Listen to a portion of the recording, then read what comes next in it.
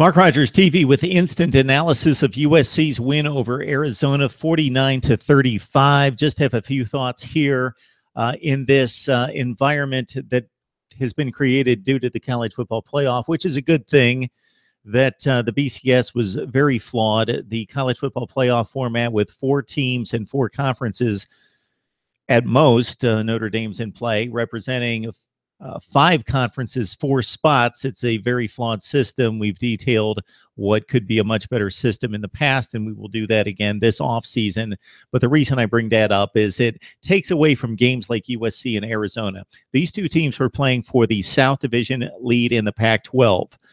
The winner of this game, most likely moving on to the Pac-12 championship game to win one of the 5 major conferences in college football. Say what you will about Pac-12 conference play this year. It's been better in the past. It's not been stellar. Many of the out-of-conference efforts have not been good. Stanford, San Diego State, USC, Notre Dame, etc. But this is for a conference championship. It should not be diminished in any way. And I think the college football playoff has ruined the value, the importance, the prestige in winning a conference championship. And that's very unfortunate. So in this game, for much of the game, certainly in the first half and going into the third quarter, once USC took what we thought was a commanding 28-6 lead, it appeared to be a situation in which, yes, let's pat Arizona on the back. They've done a nice job defeating the Arizonas or the Colorados and Utahs of the world to get to this position at 6-2 in the conference, 4-1 in conference play. But it's big bad USC, and even though they are a bit off their game, and even though they are disappointing this season and won't come close to reaching a college football playoff appearance, and that was the expectation, it's still USC, and they're much more talented. That's what it looked like. And that's basically what resulted finally in this game, is that USC's 4- and 5-star players are better than Arizona's 2- and 3-star players across the board. And that was the difference in the game.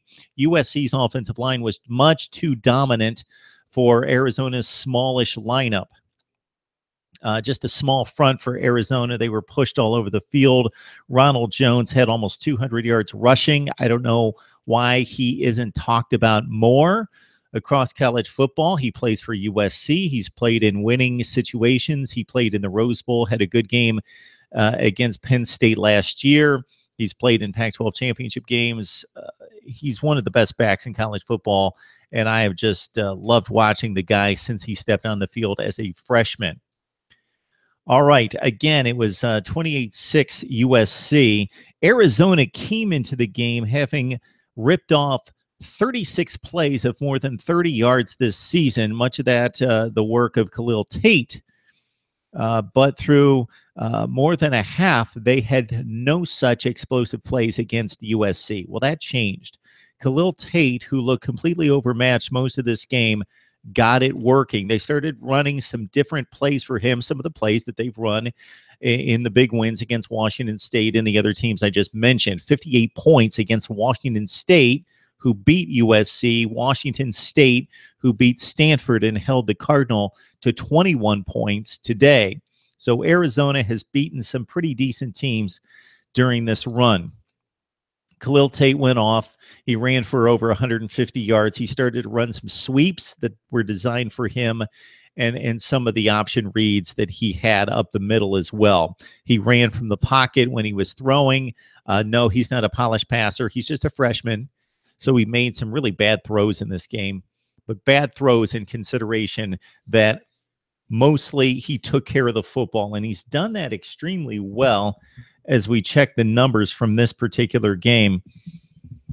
Considering his youth, it's pretty astonishing how well he has taken care of the football. He's got 3 interceptions coming into the game, and one of them was back when he was a non-starter during garbage time. Khalil Tate on this game, he did throw the 2 interceptions late in the game, 14 of 31 for $146 through the air, and he ran for 161 yards and a touchdown.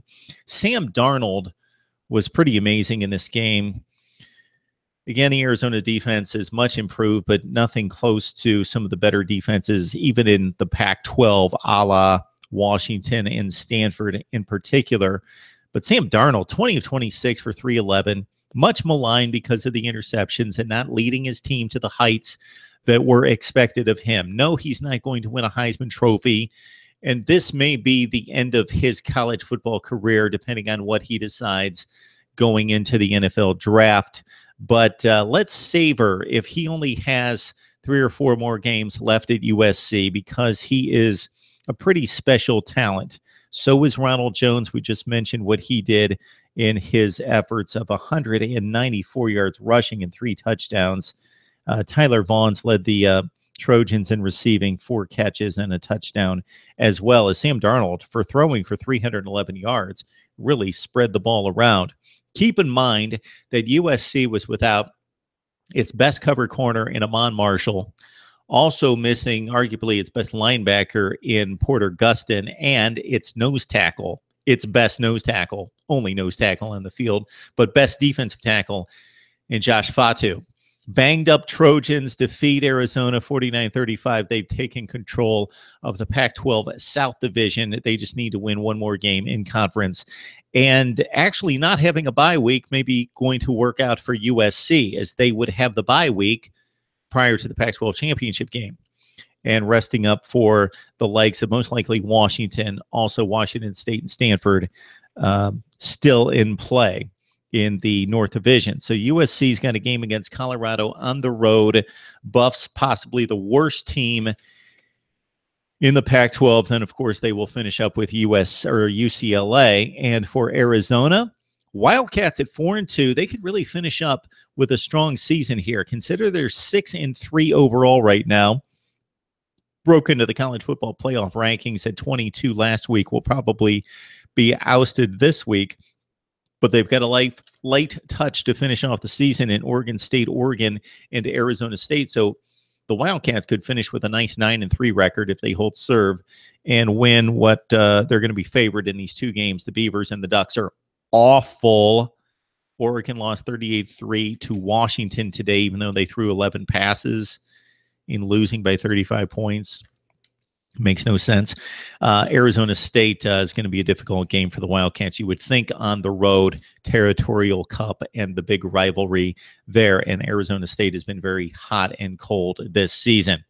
Arizona, Khalil Tate would like to hear your comments. We featured him in a number of video segments last week with Shireen Ryan of Zona Zealots. And also, of course, we cover USC on an extensive basis as well. Check out the videos there, and our dedicated USC channel. So all of our USC posts, if you don't want to weed through all the other stuff that we post on Mark Rogers TV, go to Mark Rogers TV USC. All the USC stuff, including this instant analysis, will go to the USC dedicated channel. All right, I'm ready to go to bed.